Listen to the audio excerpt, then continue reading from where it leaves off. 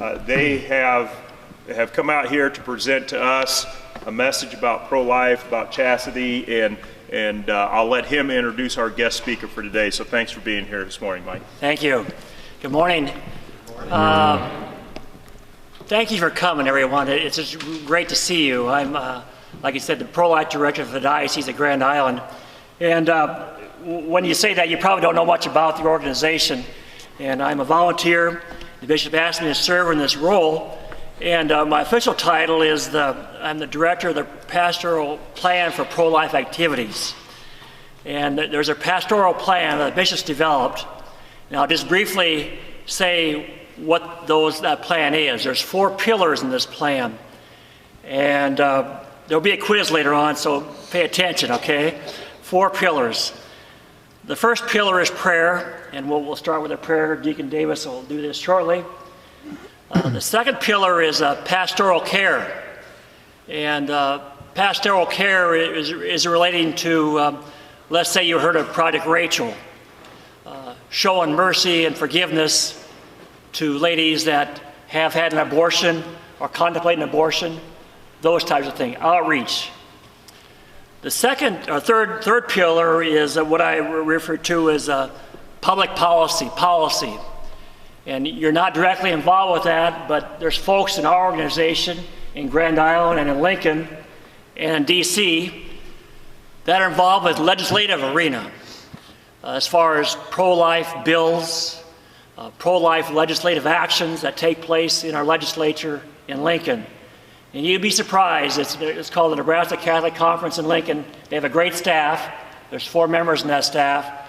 And they're very proactive, and they do lobbying with a Family Alliance organization to promote pro-life in our state.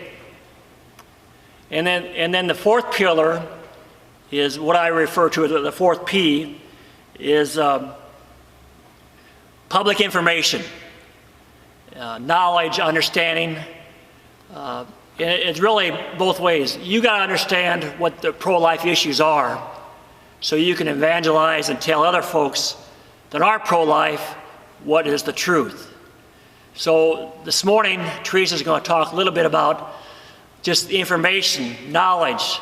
She'll talk about science, biology, but also the logic behind where we're at as far as the church's teaching on pro-life. So that's the genesis of this talk. We've been in Kearney, we've been in Grand Island yesterday, and this morning we're here at North Platte, and it's really great to be here. So I'm going to open it up to Deacon Davis for a short prayer, then I'll introduce our main speaker. Thank you, Mike.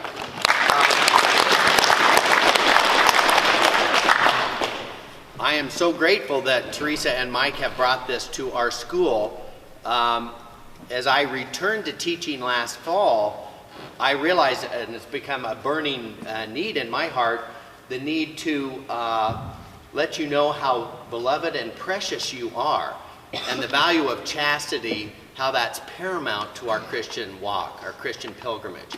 So in light of that, I attended the Theology of the Body training in Cincinnati for 3 days, 1st of August.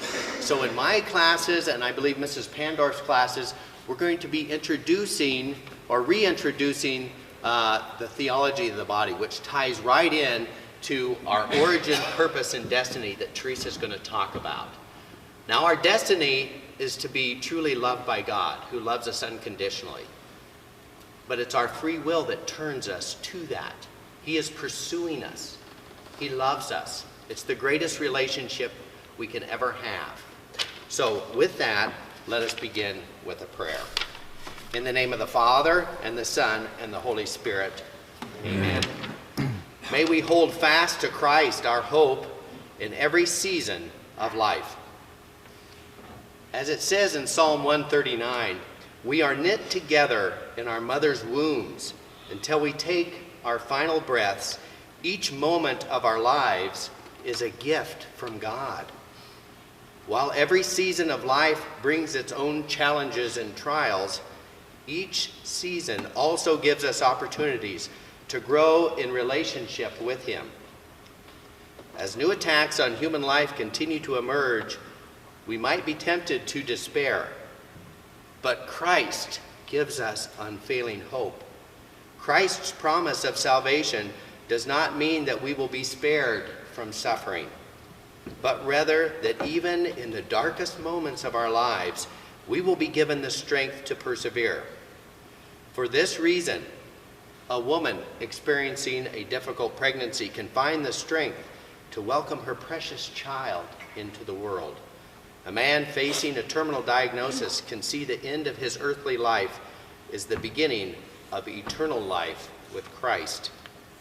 When the seas of life swell and we are battered by the waves, hope allows us to remain anchored in the very heart of God. May we hold fast to Christ our hope from the beginning of life to its very end. The Lord be with you. And with your spirit. May Almighty God bless you in the name of the Father, and the Son, and the Holy Spirit. Amen. Thank you, Deacon. This is Teresa Kenny. She's a nurse practitioner at an organization called the St. Paul VI Institute in Omaha. And she has over about 20 years of experience in women's health care and fertility awareness. And she'll talk a little bit about theology of the body and then segue into the biology and science about our beautiful lives that we have. Her talks is centered around God's plan for marriage and family. Welcome, Teresa. Thanks.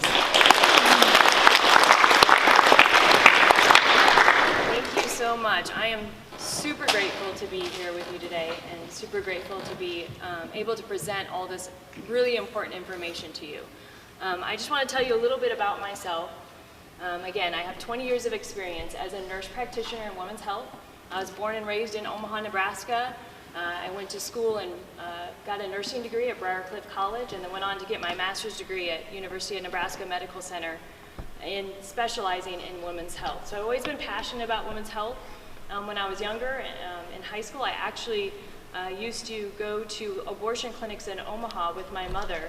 And Father Hannafeld at that time was a leader in pro-life ministry in Omaha, and he would be a priest out praying in front of abortion clinics and leading the rosary and a peaceful protest and being there for the woman.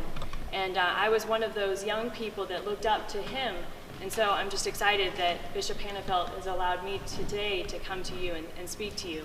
I love to work with women's health issues.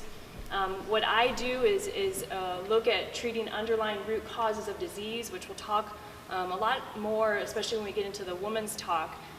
But I don't use any sort of synthetic hormones in my practice, meaning that I don't use any birth control. I'm able to actually treat all women's health issues without using any of those synthetic hormones, which excites me because I get to give treatments to women that are really healthy and respect the dignity of her body. This is my family. This is my family as drawn by my youngest son, Joshua.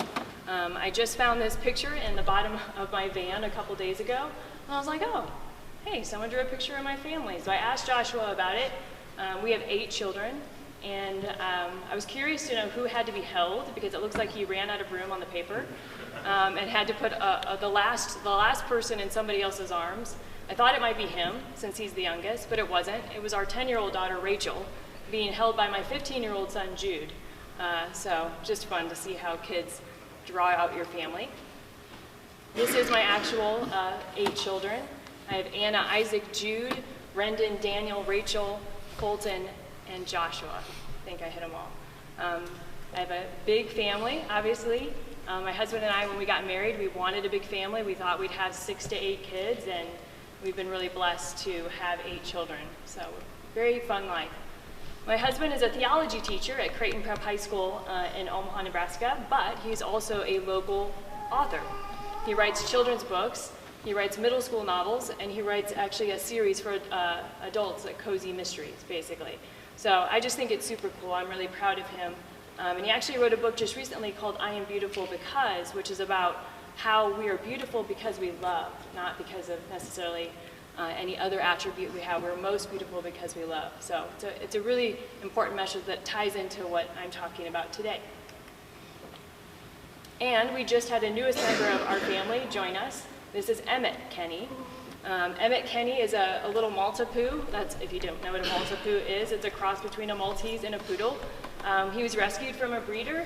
He only weighs 3.5 pounds, and he just joined our family. So I always said we'd never get a dog because I said we had too many children, so dogs wouldn't just work in our family. But I changed my mind when I saw little Emmett, and now he's ours. Okay, so this is just kind of an introduction. This doesn't necessarily have to do a lot with what I'm talking about today, but I love talking about health. I'm a nurse, I love to educate. So kind of tips in terms of like your overall life health, things that you should always be thinking about. And always ties into who we are holistically, body, soul, and spirit. So what's at the end of your fork? What you eat every day is super important, because eventually what you put inside your body will be expressed on the outside of your body in some way or another. Now when you're young, you can get away probably with eating quite a bit of junk food, quite a bit of crappy foods and sugar, and it probably wouldn't show that much. But I guarantee you when you get older, our bodies are not as friendly, and eventually those get expressed in some sort of disease. And I don't just mean maybe having a weight issue, I mean like autoimmune issues and pain and just feeling old and creaky. All of those things happen. So what you put in your body is super important. And actually vegetables are the most important thing you can add on your plate. So pile on the vegetables every day as much as you can. What are the relationships you create? Who you end up being is so much tied to who you have as friends. And this is so true as you go, get older, and especially when you venture into college after high school. Who you choose as friends in college will be who you become. So if you have a certain value set, choose friends that are the same value set as yourself, or choose friends that you want to aspire to be. And that's what you will become. You want to help lift yourself up by creating wonderful relationships where you are, loved by them and you can love others. How well do you sleep? Who gets 8 hours of sleep a night? Oh, Okay, we need more people getting more sleep. Sleep is so important. Sleep is when your body actually detoxifies.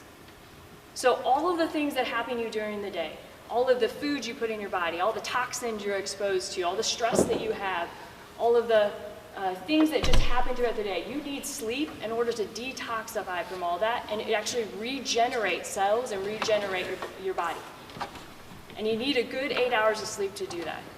So as much as it's hard to do in high school, because I know you're so busy with all these activities, strive for more sleep. Stress. Who feels stressed out? Yeah, stress is a big deal. And stress, unfortunately, doesn't go away when you get older. So it's something we constantly have to deal with. Having coping mechanisms of stress is incredibly important to your health. So you've got to figure out, how do I deal with this when I'm super stressed out? When I've got finals, when I've got sports, and I don't have time to finish this paper and all these things. What do? Take time to meditate and pray. Or just sit. Be quiet. We don't get enough quiet. Do something fun. Do something with your friends. Go for a run, or just jump on a trampoline. Get some exercise. Raise those endorphins. But have a coping mechanism that works for you for stress. What is your vocation? Ultimately, it comes down to this. Your vocation is to be gift to other. That's all you really need to focus on. I know it's important to think about what you're going to do in your career and all of those things, all those big decisions, but ultimately every day you should be asking yourself, how can I be gift to another? Because that's what God calls you to do. God calls you to be total self-gift. How can I deny myself something and give it to another person? And that's where ultimate joy comes from.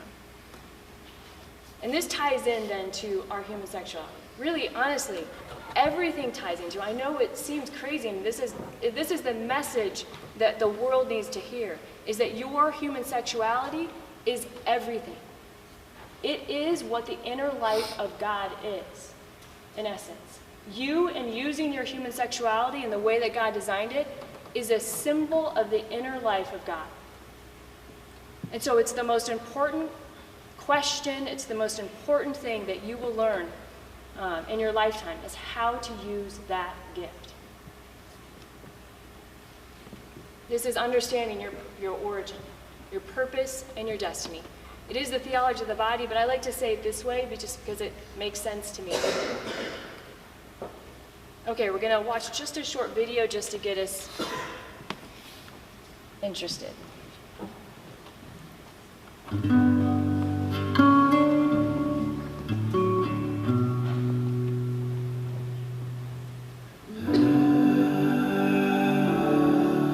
Every society in the history of the world has seen that yin and yang, the masculine and the feminine, are not limited to humans or even just to animals. The God who invented human sexuality also invented the universe. The two fit. The couple is the starting point, but it's a ripple. It goes round, wide. Whatever I do in my marriage, the circle keeps increasing, it keeps widening until it covers the whole world. In every context throughout history, where there were strong families, only good came of it. Across societies, the growth of decline of civilizations hits the family. Marriage is beyond us, it's about the society. It is your own project for the world.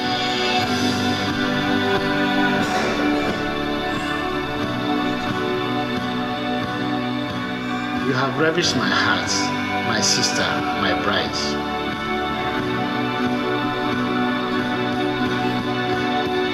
I belong to my lover, and my lover belongs to me.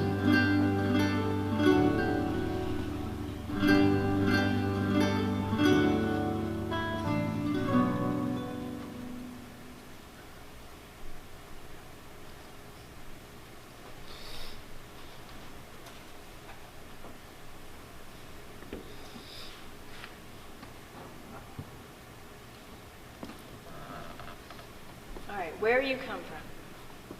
So I love in this video, it's just short, it's a trailer to some videos called the Humanum series. I love when the woman says, whatever I do in my marriage, the circle begins to widen, and it covers the whole earth. So although you're not thinking about marriage at this point in your life, most of you will be called to marriage. And those of you who are not called to marriage, you're still called to the same type of gift that marriage calls us all to. And if we live out total self-gift in the way God calls us, it will widen and spread across the earth. Just like he said, marriage is the foundation of our culture. And if marriages are strong, if families are strong, then the culture of life is built up. And so it's our job. It's my job, it's your job to live out this gift in the way God designed it so we can build up the earth and build up the culture of life. So again, you are created with a divine stamp. It's right in your body, it's right in your heart, and God is calling you to live out this imprint in your heart. And if you do, again, what that expresses to the rest of the world is who God is. And of course, we all know, what is God? God is love. Your purpose. So how you use your body, how you use this gift, ultimately is so important. The human body, right from the beginning, includes the capacity of expressing love, that love in which the person becomes a gift. And by the means of this gift, fulfills the meaning of his being and his existence. Her existence. God is calling you to reveal to the world who he is. And if you think about the Trinity, what is the Trinity? It's this perfect explosion of love. The Father has the Son gives himself completely back to the Father in this perfect love that we can't even explain. But it's so incredible and so big that it has to come outside of itself. And how it does that is in the Holy Spirit. And the best example of how we can live that out is in marriage. Because if we live out what really God is, what this Trinitarian love is, then when a man gives himself to a woman, when a husband gives himself to a wife, and they're giving themselves as total self-gift, free, faithful, and fruitful, it has to come outside of itself. And it's an explosion of love so big that in 9 months, you have to give it a name. And that name is an eternal soul created out of nothing that we get to participate in as human beings that will go back to God for all eternity. What an incredible blessing we have. What an incredible sacred gift we have to be co-creators with our God. Christ, the perfect example for us in living out this total self-gift. Right? Christ gave himself to us fully. He held nothing back. All the way to the end. Christ manifests the love with which he has loved her, the church, by giving himself for her. That love is an image and above all a model of the love which the husband should show to his wife in marriage when the two are subject to each other out of reverence for Christ. So again, Christ is the perfect example. And what does that tell us about marriage, about life, in terms of really what our purpose is? Our purpose is not to get whatever we want whenever we want it.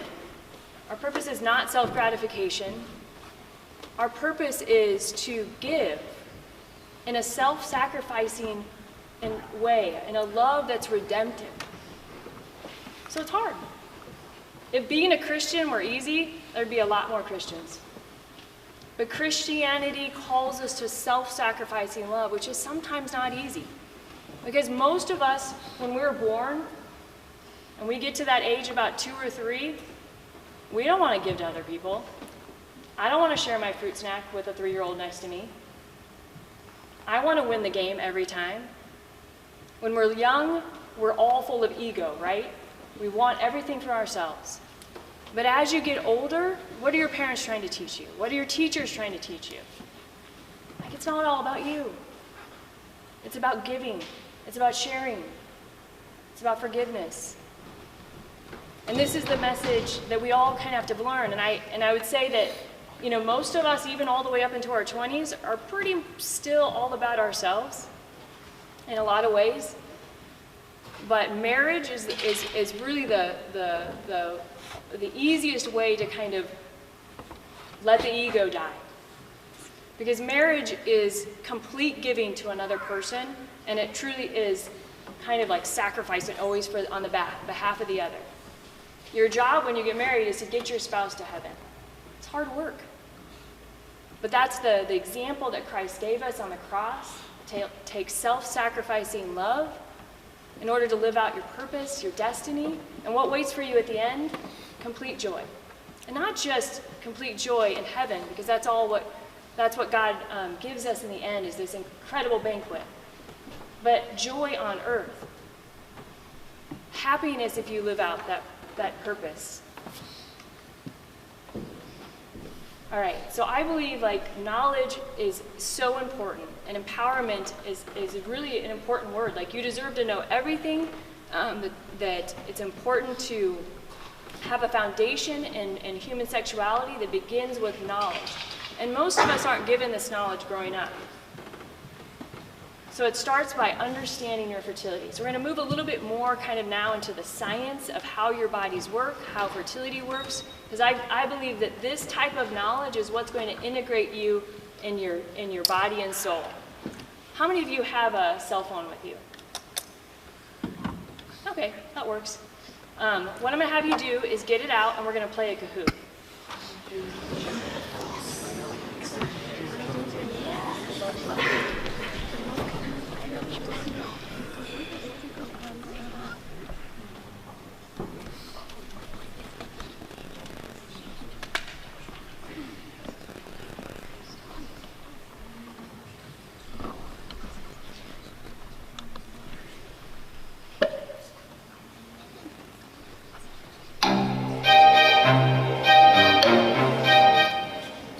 Kahoot is always the worst. All right, we'll give you a few minutes to log in here. This is forever.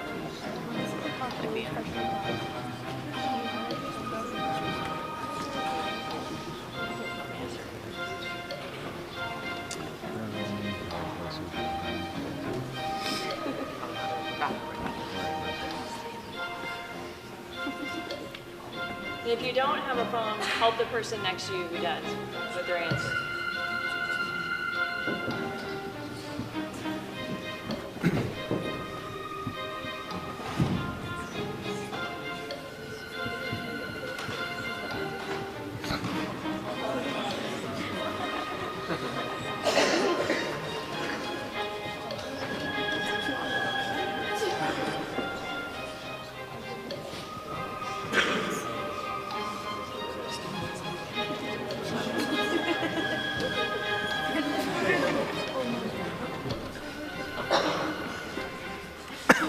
Oh, how did they get that turtle?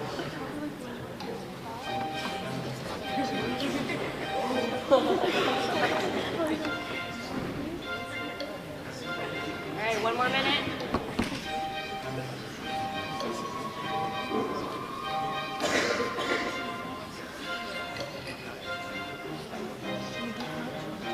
Anybody need any more time?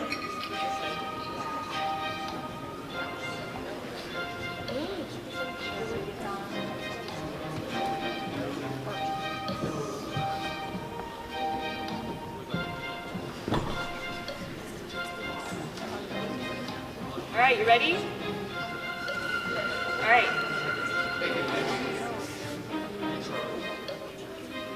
Very good.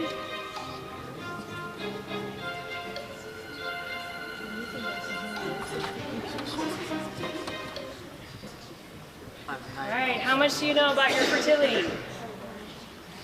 Question 1, the pituitary gland is the control center of the reproductive system. True or false? The pituitary gland is the control center of the reproductive system. True or false? Dear God, I'm gonna lose. This is true for both men and women. I mean, the answer is.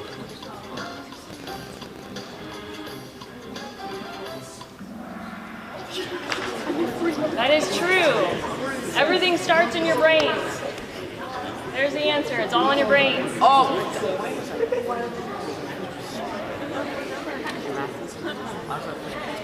All right, question 2. You can ovulate more than once in a cycle. Can you ovulate more than once in a cycle? True or false?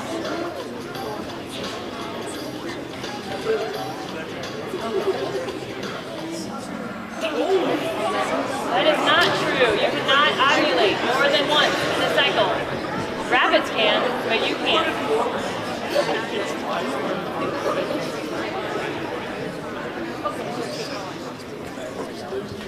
All right. Good job, Gavin. All right, question 3. The egg, once released from the ovary, lives 3 to 4 days. The egg, once released from the ovary, lives 3 to 4 days.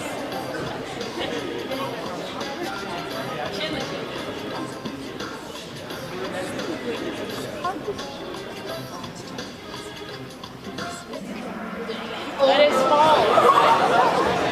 The egg, once released from the ovary, only lives for 12 to 24 hours. 12 to 24 hours. All right, question 4. Men are only fertile at certain times of the month. True or false? Men are fertile only certain times of the month. True or false?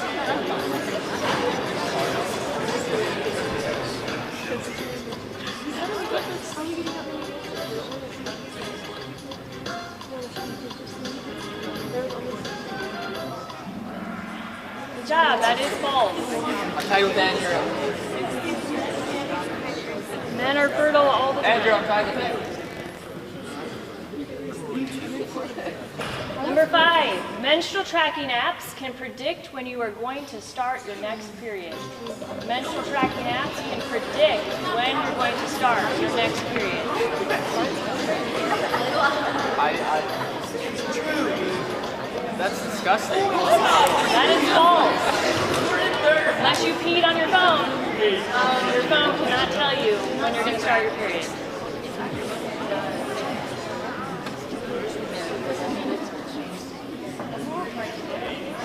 Yeah, everyone almost got that right. Question 7. Sperm can live up to 3 3 to 5 days in cervical mucus. Sperm can live 3 to 5 days in cervical mucus. True or false? That is true.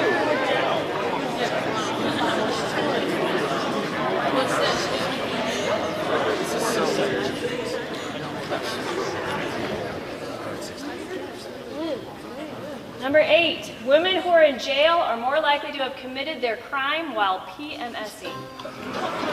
Women in jail are more likely to have committed their crime while PMSing. Oh my God. That is true. Research has shown it. I don't know if that's a good or a bad thing.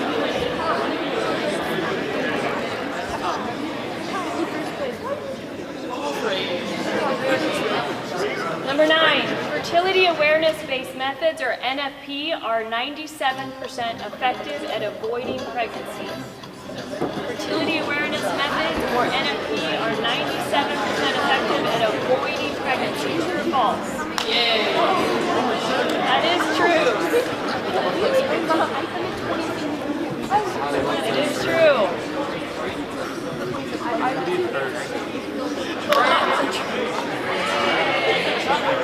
Number 10, women similar to men make the hormone testosterone. Women similar to men make the hormone testosterone. True or false?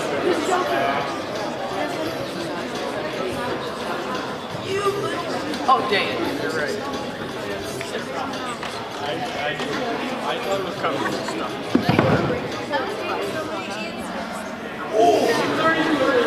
You know that, yes. Women actually make testosterone. It's true. I have diabetes.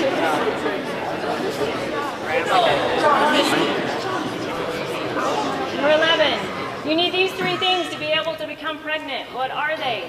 Egg, sperm in a uterus, egg, sperm in cervical mucus, egg, sperm in love, or egg, sperm in pizza. Love. That's how we live. Oh my God.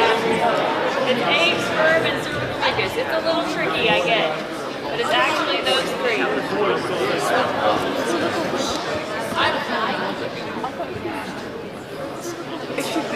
Right. Last one. Oh, wait, second last. What event of the cycle allows you to predict the onset of your next period? Is it the period? Is it ovulation? Is it cramps? Or is it crying all the time?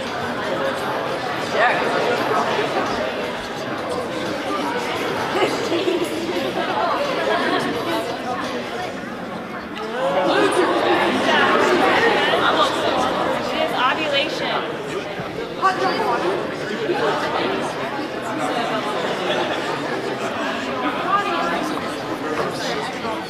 How often is a man fertile? You guys got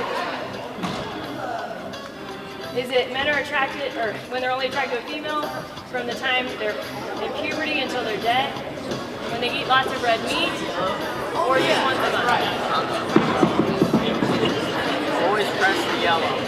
Also, that's orange.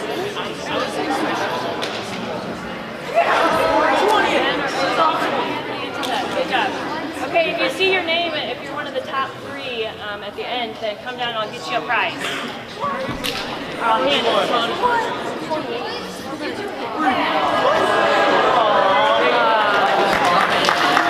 right, who won? Bree and Bella? Bree and Bella.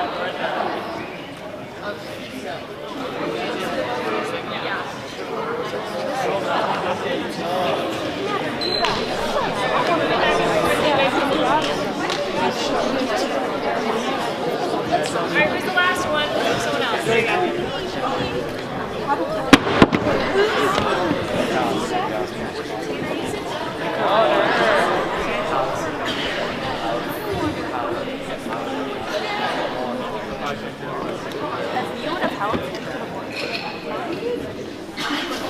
All right, good job, you guys. So now you know a little bit about what you know already, what you don't know maybe. So we're going to go a little bit more into detail with this so you get a better understanding of the answers to these questions.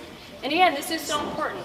It integrates with all the first part of what I was talking about, because if you don't know yourself, you don't know how your body works, then you really can't understand its origin, purpose, and destiny. And so as we learn this information, you tie it together back to, again, what God is calling us to, and it all makes sense to some degree. I mean, the world's confusing, but this really helps. I believe this type of self-knowledge and awareness allows for a fully integrated self-possession. If you cannot possess yourself, if you can't understand its dignity and worth, then you're a lot more likely to give it away without understanding why you are. Like being able to live a chaste life means that you have to be able to self-possess. You have to know why your body has dignity, you have to know what its purpose is, and you have to, again, ultimately know what your destiny is. These are the things that we don't learn in sex education. Typically in a sex education class, especially in a secular type of school, they talk about maybe what sex is from a biological standpoint, but the rest of it is really about risk mitigation. How do I do this with not getting the consequences from it? That's not what sex was designed for. If you have to constantly figure out how not to get STDs and not to get pregnant and all these terrible things, you're not using it the right way. So these are the things you don't get to learn, and this is what I'm going to educate you about today. We're going to learn how your fertility works as both a male and a female.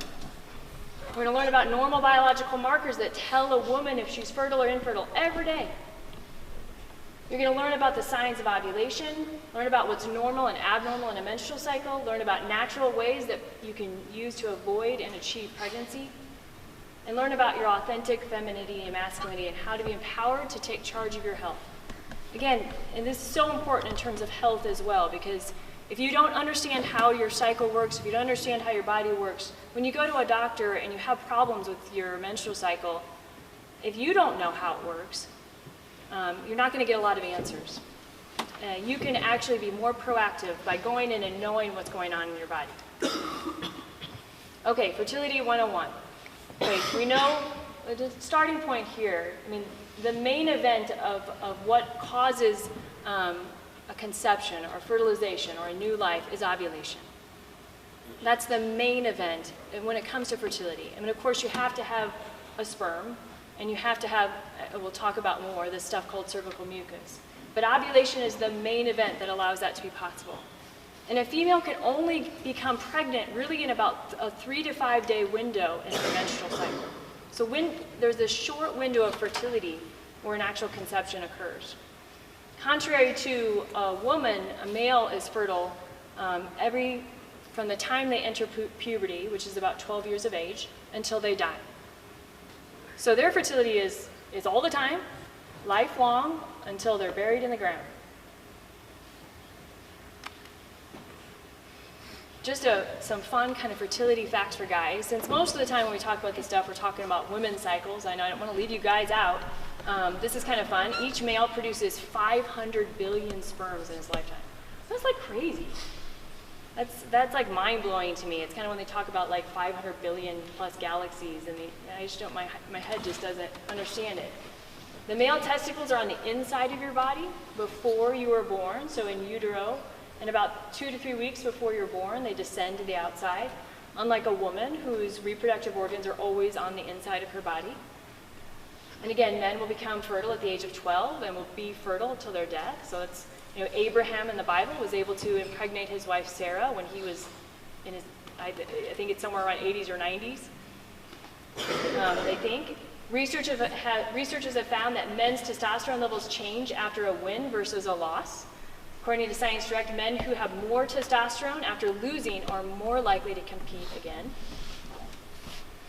And standing in the high power pose increases your testosterone level by 20%, according to a Harvard study. So men, I give you permission right now to raise your testosterone.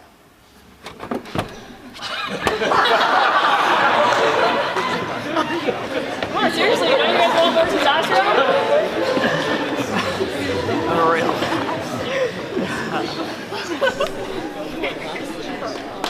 Good job. We'll give you should get a baby card for that too. There you go. Yeah. No, testosterone is so important, you guys. I mean, it is the hormone that makes you be men. Gives you that masculinity. It makes you strong, of course. It makes you be a leader. It makes you fight for the person who's vulnerable. Like it's just such an important hormone. I mean, you guys you're pretty basic. Testosterone levels, you know, they fluctuate. It's usually higher in the morning. Later in the day, it's a little bit lower, but it's secreted every day. It's a pretty much kind of a easy track. This is a lot different than women. This is women's hormones, which is why we're kind of crazy part of the time, right? Like your hormones go on a roller coaster ride compared to men, which is why we feel different at different times in the month. In the purple here, you can see that, I don't know, does this have a little light? No. But in the purple, you can see that big increase. That's right before ovulation. That's the hormone estrogen. Heard of estrogen before? It's one of the main female ovarian hormones. And estrogen is awesome. Estrogen makes women feel beautiful. Estrogen makes your skin look better. It makes your hair look better. Oftentimes, that part of the month, you look at them and are like, hey, I look pretty good. It also causes your body to release something called pheromones. So men are more likely to be attracted to you when you're ovulating. In fact, they've done studies in bars to show that men are more attracted to women who are naturally ovulating than they are to women who are on birth control. Another reason maybe not to use birth control. If you want to attract a man, it's a better idea to be ovulating. And then after ovulation, that big green bar, that's progesterone. Progesterone is the second main ovarian hormone, and its job is to prepare your body to be a mother. It's the progestational hormone. It gets the body ready every month, that womb, that uterus, ready for a new life to be implanted in. It's its whole purpose. But of course, every month, most of the time, you're not, of course, getting pregnant, becoming a mother. So those hormones slide way down right before your period, and that causes the period to start, which is the shedding of the lining of the uterus. And that happens over and over again for a woman, month after month.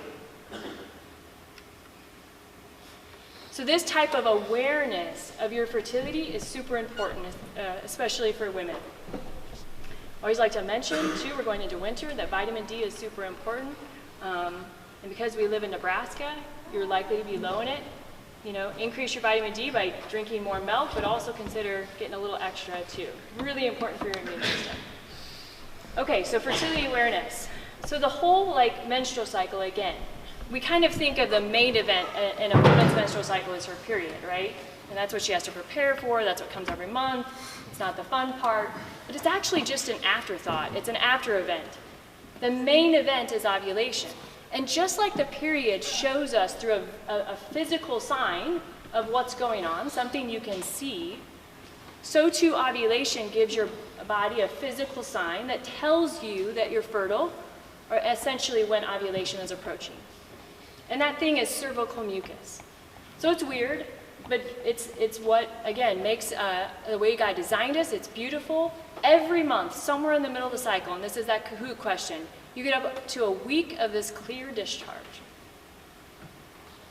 And again, in that question, it's kind of confusing. You'd think you'd need a uterus to get pregnant, but actually you can have pregnancies outside a uterus.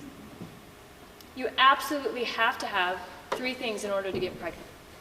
You have to have a sperm that comes from the man, right? You have to have an egg that is released and comes from the woman, and you have to have this stuff called cervical mucus that comes from the woman. Does anybody know why you have to have this stuff called cervical mucus? This is tricky, but what do you got? Keeps the sperm alive until ovulation. Yes, great answer, thank you. Because what do sperm do? What do sperm have? A head and a... Yes, they swim. Thank you. So can you swim in a pool with no water? No. So without cervical mucus, sperm literally die within seconds to minutes. Like they can't live very long at all. But in this really good cervical mucus that's produced during ovulation, the sperm can live 3 to 5 days. So this is the essential ingredient to get the sperm up to the egg. right? Because the egg is released way up here in the fallopian tube, and the sperm are way down here at the entrance of the cervix, and that sperm have to go all the way up. These tiny little sperms swim all the way up to the fallopian tube up here, and that's where fertilization or conception of a new life occurs. And then it comes back down, and it has to implant inside the uterus where it makes its home for 9 months. Okay, so cervical mucus, this extra thing, is the essential ingredient to make conception occur. And you can see, you know, from this little diagram, that it's a cycle. You know, it happens every month. You have your period. There's a period of time where you're not noticing this stuff called cervical mucus, this discharge. Somewhere in the middle, women will notice it, lasts for about a week, and then it stops, it shuts off dramatically, and then we have a whole period of dryness. So the reason why you can only get pregnant in this very short window of 3 to 5 days is because of that sperm survival. So essentially you can only get pregnant in the white part where this woman is producing mucus. And this is the science, the core of the science of natural family planning and fertility awareness-based methods. You only ovulate once in a cycle. Again, that egg again only lives for 12 to 24 hours. And so that sperm, the reason why it can kind of cause fertilization, even though it only lives for that short amount of time, is because it can hide out in that cervical mucus and be present when that egg is released, which lengthens that fertile window beyond the 24 hours. There's also another change, a biological marker that tells your body that ovulation has passed, and that's body temperature. So your average body temperature is not 98.6, which a lot of, you know, we're kind of thought to believe that it is. A woman's body temperature before ovulation will be somewhere between 97.2 degrees to about 97.8 degrees on average. After ovulation, the hormone progesterone that gets your body ready for pregnancy will actually increase your body temperature by a ½ degree. And so your body temperature will go above generally 98.0 at that point and stay up until you are close to starting your next period. In fact, a woman can know that she's pregnant just by taking her body temperature. Because if she goes along in her cycle and her temperature is above 98, above 98, and then before she's supposed to start her period, it doesn't go back down, it actually goes up a little bit, she can assume she's probably pregnant. That's kind of cool. Your phone can't tell you when your period's going to start. It has to be predicted by the biological marker of your own fertility and watching for this ovulatory event. The only way to actually predict the moment of ovulation, to see that egg come out, is through ultrasound. But we know through science now that watching these cervical mucus patterns can predict that fertile window up to like a 72-hour radius 95% of the time using cervical mucus changes.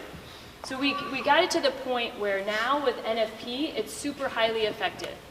So when a couple uses this to either achieve or avoid a pregnancy, the woman knows her body so well, she learns how to chart these biological markers on a daily basis. She can know every day whether she's fertile or infertile. And then the couple uses it by deciding how are they going to use it this month. And so they choose to either have intercourse on the days where she could get pregnant to have a baby, or they choose to have intercourse on all the other days that are infertile to not have a baby. Does that make sense? So modern fertility awareness-based methods, these are all now scientifically researched. They've done large studies on them. And this is it's different than, you know, a lot of times people hear about NFP and they've heard maybe it doesn't work, you know, and that people just have lots of babies. And you know, science has proven now that we can really do this well, and we don't have to put these artificial chemicals in our body. So you can't read this probably well, but on the red bar, these are the modern NFP methods. Symptothermal method. There's a method developed at a Marquette University called the Marquette method. And there's the Billings ovulation method and the Creighton model system, which is what St. Paul VI Institute in Omaha, Nebraska created, developed by Dr. Hilgers, where I work. And this on the other side is the modern contraceptive methods, like the birth control pill, and the mini pill barrier methods and hormonal contraceptive rings.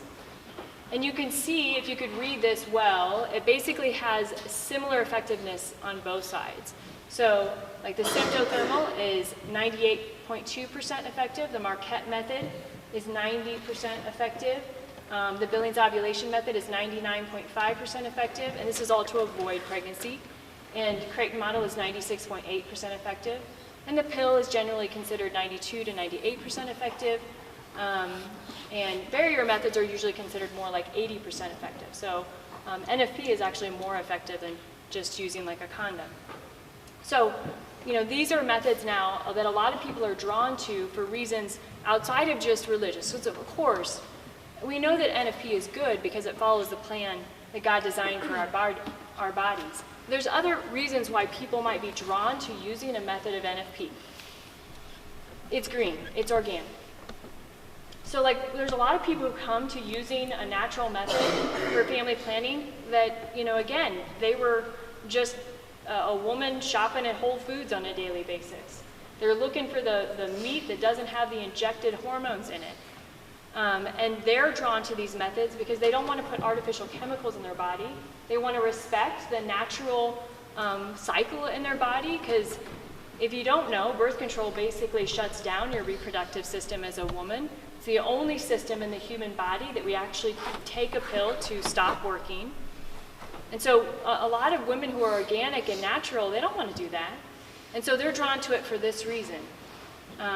It's comparatively inexpensive to birth control, because once I learn it, it's an education in body awareness and biological marker education. Once I learn it, then it's a one-time cost, and so you don't have to pay for it for a lifetime. I've been using it for 20 years. All of my children were planned with NFP, and my last baby is in kindergarten, and I've been using it to now. We've kind of finished our family for now, and used it to avoid pregnancy. So it's highly effective to both get pregnant and not get pregnant. And if you want to get pregnant, it's the best way. Obviously, to get pregnant, to know the days that you can, people who use NFP are going to be pregnant in 3 cycles, 98% of the time, if you have normal fertility. So it's a great way to not take the guesswork out of how you make a baby. It strengthens a couple's relationship. They've shown, like, in many, many studies, that divorce rates for people who use a natural method for family planning have low divorce rates.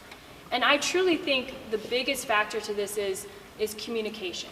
So often you'll hear, like, marriage experts talk about what are the factors that keep a couple together. And almost always one of the top factors is communication. Because when you're using a natural method, you're always talking about this stuff.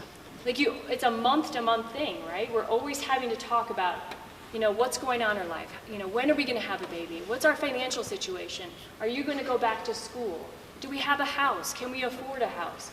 All of these, like, life decisions that you make, when you're using a natural method, you're always reassessing that, and you're communicating as a couple. And it's a shared method that you use together. It's a shared responsibility. So yes, the woman has to educate herself and know her body, but the man is always participating, because you kind of have to be on the same page, you know, in using it, because this is a decision in your behaviors then, and how you decide to use it to either achieve or avoid. And that creates virtue in a couple. Because there is a point in a cycle, if you're not going to have a baby, that you abstain from the days where a woman could get pregnant. And what that causes is almost like a honeymoon effect, or, you know, there's always this period of waiting and coming back. And that cycle is really, really a healthy and a virtuous thing. And we know now it's super effective, so it's not old methods, not rhythm methods. These are highly effective, science-proven methods of NFP. And for me, it's a diagnostic tool. So in my practice, when I have couples that have charted and know their body, like, I can get to the underlying root cause of their issues. I treat infertility often, and having a woman know her body is first and foremost important. Because we can look at their charts and we can see details in those charts that tell us if her fertility is normal or abnormal. And so for me, it's a diagnostic tool. And all of the conditions that I treat in women's health, we use this information. It provides a great tool for us. Really simple, easy to learn, not hard for women. And it's countercultural. You have this freedom to be your authentic self. I saw a hashtag recently from a woman talking about natural cycles that, hashtag free to ovulate. We have a world of women that are suppressed, basically, and on these hormones that basically shut down their woman's cycle. This beautiful thing that God created in your body that ebbs and flows each cycle, millions of women are completely stopping that.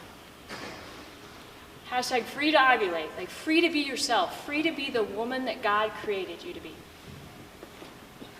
And it keeps in mind, of course, the Catholic Church's teaching on human sexuality. What does that mean?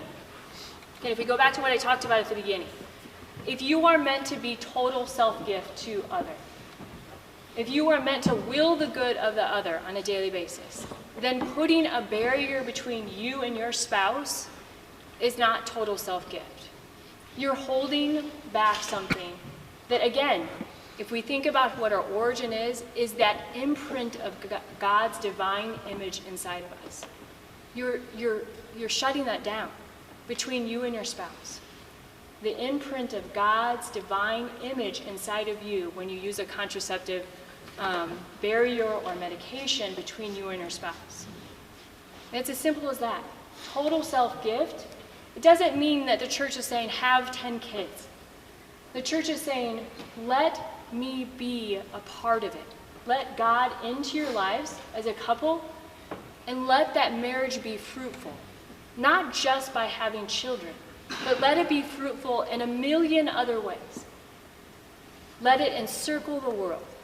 Your love is a visible sign of the reality of God on this earth.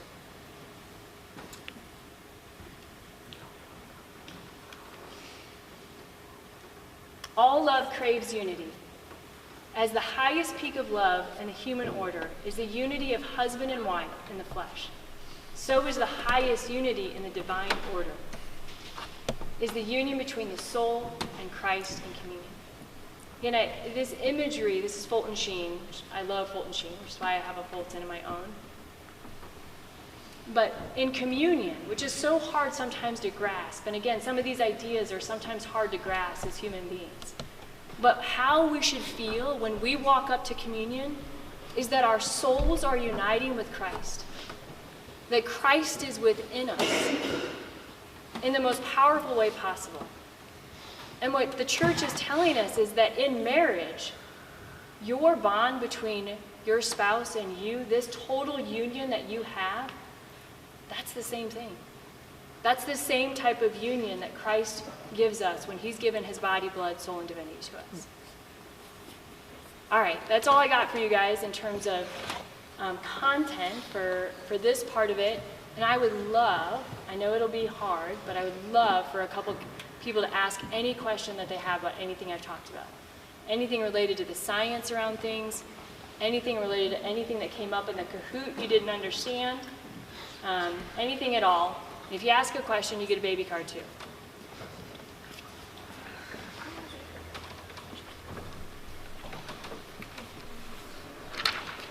Yes?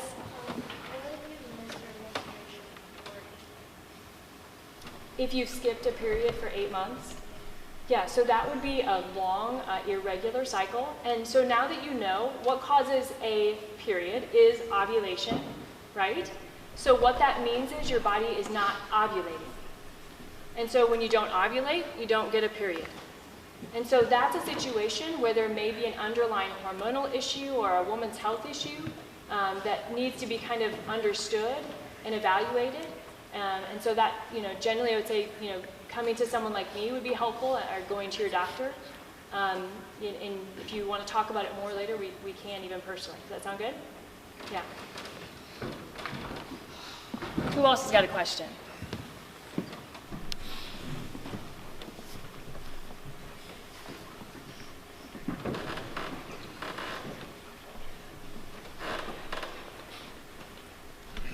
Yes? What was the Creighton method you talked about? Yeah, thank you for asking. So you've heard of Creighton University probably. So back in 1978, the Creighton model system was developed and researched at Creighton University in Omaha by Dr. Thomas Hilgers. So Dr. Hilgers is an obstetrician gynecologist who started the St. Paul VI Institute. And originally he was involved in pro-life ministry as a medical doctor, and he had researched NFP, knew that the science behind it wasn't really strong, so he started doing all this own research himself, and he wanted to help develop a method that was more scientific. So he started tracking women's cycles, and eventually that led to the development of the Creighton model system, and it's a highly effective system. But the cool thing about the Creighton model system is that it's the only method of NFP or charting that is fully integrated with a woman's health science. And that science is called naprotechnology, which stands for natural procreative technology. And it's used all over the world. Naprotechnology is to treat things like infertility, endometriosis, polycystic ovarian syndrome, a lot of women's health issues. But it's also used for family planning as well. So it's a form of NFP. And that comes right out of Omaha, Nebraska. People like to say like Omaha is the heart of NFP because Creighton model system is really one of the most utilized methods of NFP across the world. All right, someone want to hand a baby car back to him? That'd be great. Thank you for that question. And for you too. Thanks. Who else has got a question?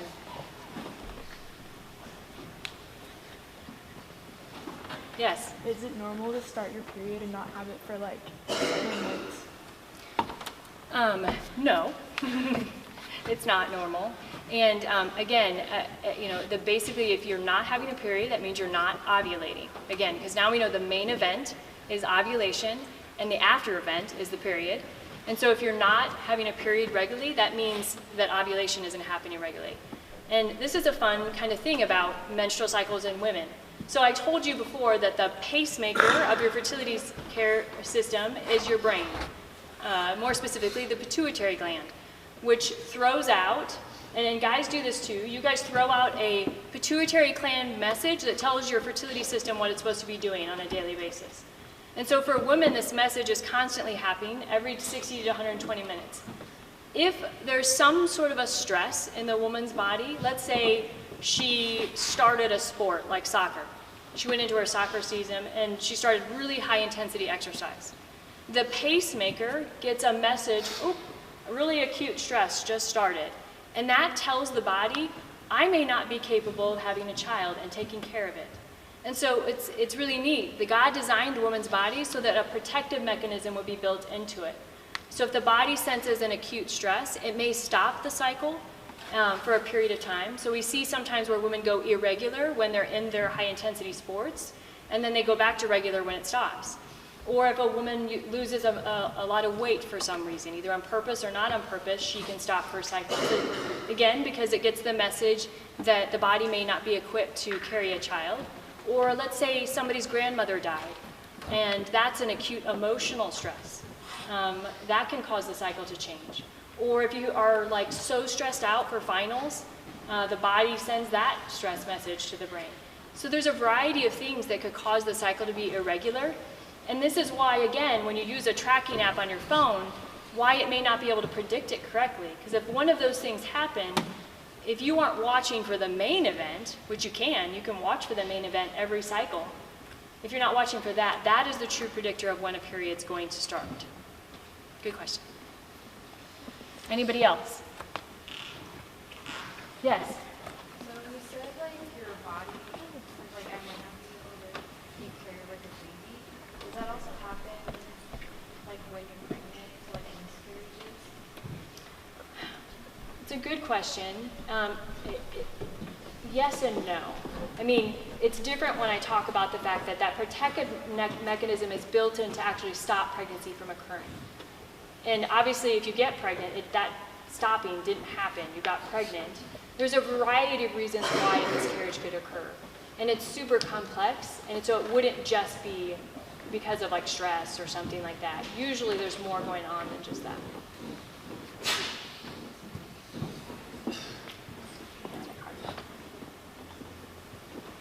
Anybody else have a question? Yes? So are all those methods recognized by the church then? Yes, 100%. All of those methods are recognized by the church. In fact, if you went today to the USCCB, the United States Catholic Conference of Bishops, they would have a whole website on NFP, and and all of the approved methods, and all of those would be on there. Absolutely. And again, those are all of the ones that also have research and science behind them. So I could pull up studies for you to show you that, you know, I'm not just saying they work and are highly effective, but we actually have studies on them. And that's what people really should use. You can't just go out and wing NFP. I've had some people try to do that. You know, just be like, well, I get it. She told me just like mucus leads to babies. I'll just kind of wing that. It doesn't really work that way. You really, really have to be educated and have a good practitioner to teach a couple how to use a natural method. Anybody else?